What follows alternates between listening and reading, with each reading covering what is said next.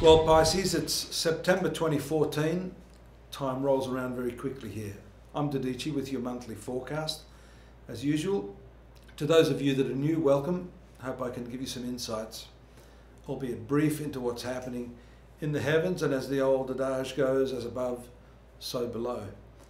The transits are pretty intense just now. I mentioned last month that important transit of your ruling planet into the 6th house, there with Venus at the moment as the month commences, showing the focus being on your work. So that is something that's going to continue for a while. On the 2nd, straight off the bat, we see Mercury moving into the sign of Libra. And that is also a difficult placement for you.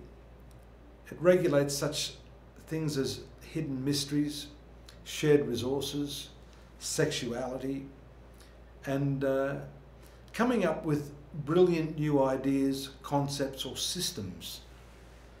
So this is a time when you need to look at doing things a little bit differently.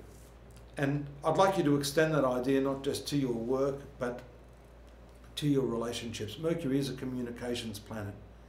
It actually rules your zone of marriage and significant partnerships.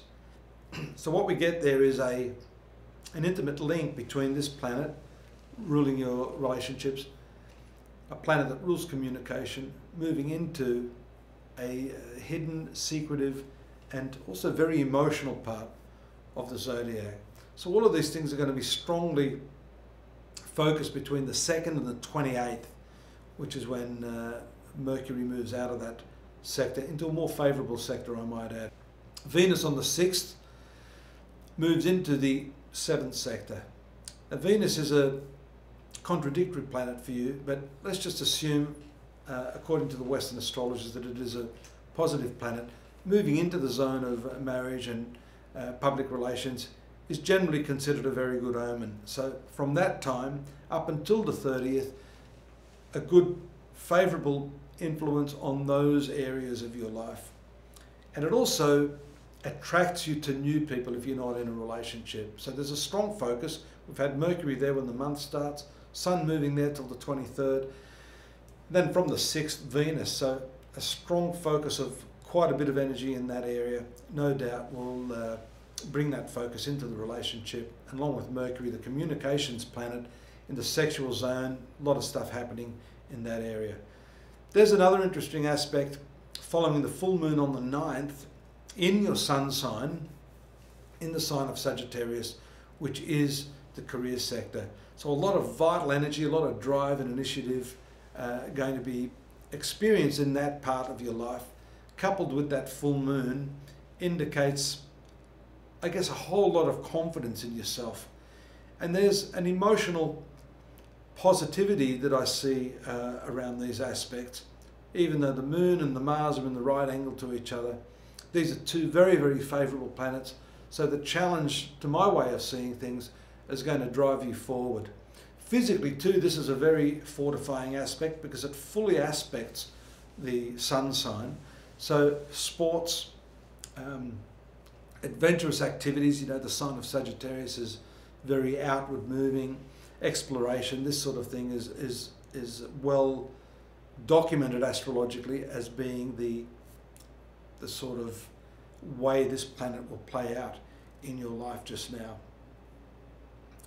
We see some interesting transits there around the 23rd. We've talked about the Sun moving into the 8th sector after the 23rd, but there's a powerful stationary move, what we call a stationary movement of Pluto in your 11th sector, heralding a big change in the way you deal with friends, some new and unusual people coming into your life.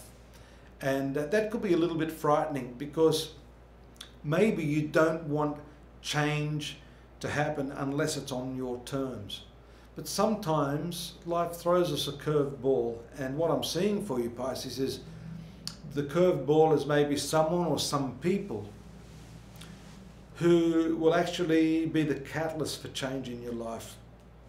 But that could accelerate things. Once you meet these people, things could start to move beyond your control and that will be something you have to deal with, or rather you're not going to be able to deal with it. Fortunately, we see Mercury moving to the 9th house on the 28th. That gives you the ability to see these sorts of changes that are occurring in a much more positive light and in a spiritual context, because all change is ultimately for our benefit, even if at first we feel that it's not so good. Having that positive view and sometimes just going with the flow is the best way to experience the dynamic, elevating experience that comes with allowing someone to lead us in that way. Don't be scared of that. I'm saying to you that this is a month of change, a month of new meetings, and on the 30th we see Venus moving into that house of transformation as well, that 8th house that we've been talking about that's also very strongly activated. So a lot going on here for you this month, particularly on the inside, and of course the way we experience life and the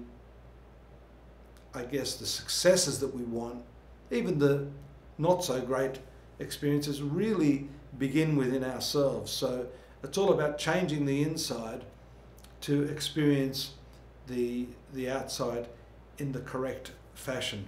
I guess that was a bit philosophical today, but you are a philosophical sign, so I know you'll bear with me and take it in the right spirit.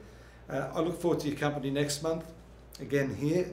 Don't forget, astrology.com.au for more insights, a more diverse view of your star sign on a daily, monthly and yearly basis.